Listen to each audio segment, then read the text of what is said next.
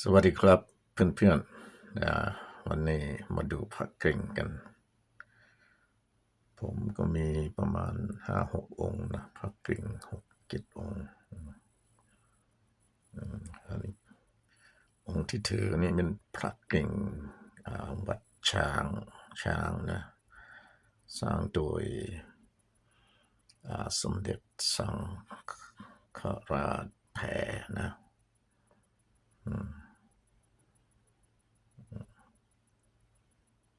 สร้างราวๆเท่ากันกับวัดสุทัศน์นะทององค์นี้ไม่อยากพูดเลยเป่าแปดนะสุดยอดเลยเนี่ยองค์นี้องค์เดียวในเมืองไทยวัดช้างนะต้นกำเนิดของพระกิ่งในประเทศไทยนะมีมาตั้งแต่สมัยรัชกาลที่1นะ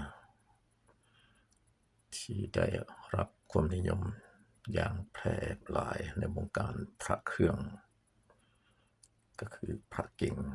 วัดสุทัศน์วัดช้างนะวัดบวร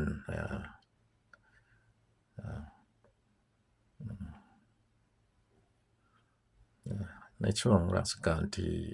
5-6ซึ่งขึ้นชื่อในด้านพุทธคุณ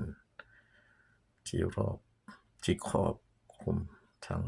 เรื่องเมตตามหานิยมค้าขายโชคลาภและคุ้มครองแคล้วคลาดปัจจุบันพระกิ่งเป็นยังคงได้รับความศรัทธาอย่างต่อเนื่องทั้งจากนักสะสมพระเครื่องและประชาชนทั่วไป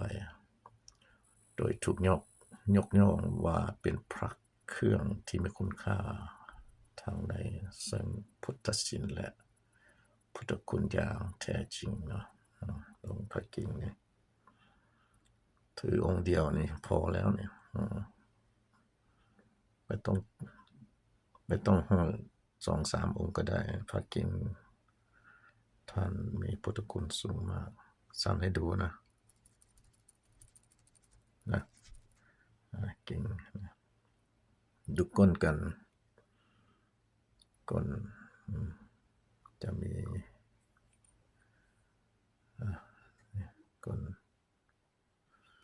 จะตอกขดว่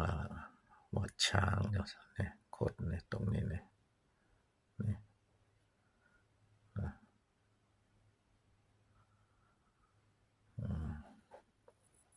ความเก่าเกือบไม่เห็น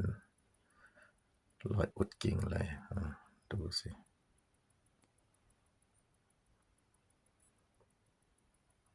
เข้าสนิมนิดนึงอย่างว่าสนิมยังปกคลุมไปไม่ค่อยจะเห็นนะอุดกิ่งนะ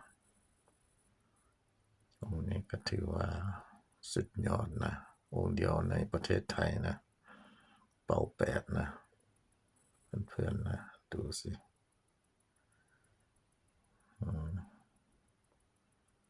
สุดยอดเลย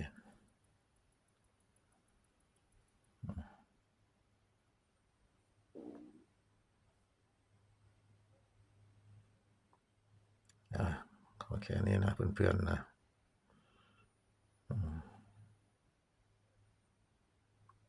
กดไลค์กดแชร์หน่อยนะเพื่อนๆนะ